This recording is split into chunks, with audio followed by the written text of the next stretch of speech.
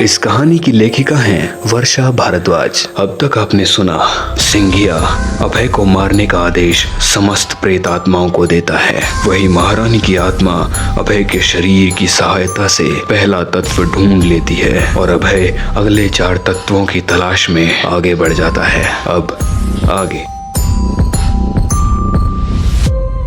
अभय किले के मुख्य महल में प्रवेश करता है। उसे आभास होता है जैसे कोई उसका पीछा कर रहा हो। अभय आगे बढ़ता है, तभी एक आग का गोला उसको छूते हुए दीवार से टकरा जाता है। तभी एक और आग का गोला अभय की ओर बढ़ता है। अभय उससे बचने के लिए नीचे झुक जाता है। इस प्रकार से भी अभय बच जाता है और खड़े होकर सामने देखता है तो एक जलता हुआ शरीर उसके सामने था। बहुत ही भयानक चेहरा था उसका। वो फिर अपने आग के गोले की बारिश अभय पर करता है। इस बार अभय तलवार की सहायता से उन गोलों को नष्ट कर देता है और सीधा तलवार से उस जलते हुए सर पर प्रहार करता है। एक जोरदार विस्फोट। अभय भागते हुए महल के अंदर आ जाता है। पूरा महल टूट चुका था, साथ ही वो आत्मा भी नष्ट हो चुकी थी। अब अभय अपना दूसरा तत्व प्राप्त कर चुका था, अग्नि तत्व। महारानी की तलवार में अग्नि तत्व चमकने लगता है। अभय अगले तत्व की तलाश में आगे बढ़ता है। वो महल की भूल भुलैया में पहुंच जाता है। तभी आसमान में एक पंछी मंडरा रहा था। महारानी उसे पहचान लेती है। अचानक वो पंछी अभय पर प्रहार करता है। अभय अपने हथेलियों के बल उल्टा होकर बच जाता है, पर अगले ही पल वो दैत्य अभय को उड़ाकर आसमान में ले जाता है। इतना विशाल काय दैत्य उसने कभी नहीं देखा था। तभी अभय अपने हाथ से कुछ भस्म उस पर रगड़ देता है। वो दैत्य तड़पने लगता है। मौके का फायदा उठाकर अभय अपनी तलवार उसके सीने में घोंप देता है।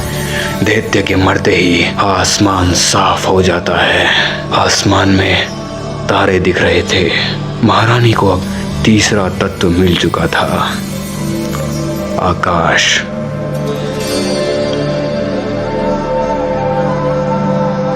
अभय अब थक चुका था। वो चलते चलते किले की नहर तक पहुंच जाता है। अभय को प्यास लगी थी। वो नहर पर रुकता है और पानी पीने के लिए अपने दोनों हाथ नहर में डालता है। लेकिन जैसे ही वो हाथ डालता है, नहर से एक हाथ निकलकर अभय को अंदर खींच लेता है। ये जल पिशाच था जो किसी की भी रूह कंपा दे। ऐसा भयानक चेहरा। अभय का दम घुटने लगता है, पर अभय के अंदर महारानी की शक्ति थी। वो पिशाच अभय का गला दबाता है। तभी अभय पूरे प्रहार से उसे पीछे कर देता है और तलवार उसके सीने के आर पार कर देता है। अब महारानी की तलवार में चौथा तत्व स्थापित हो चुका था, जल तत्व। अभय नहर से बाहर आता है। नहर का पानी जो काला था अब नीला दिख रहा था। अभय आखिरी तत्व की खोज में आगे बढ़ता है।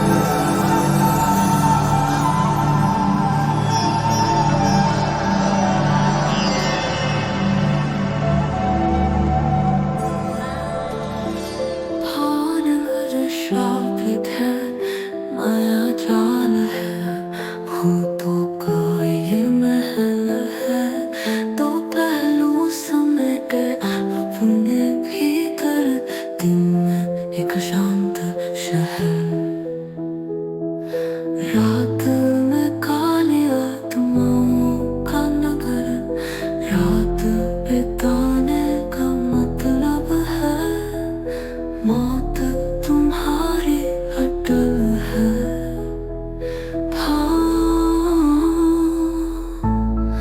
खान शापित है, मर जाल है, भूतों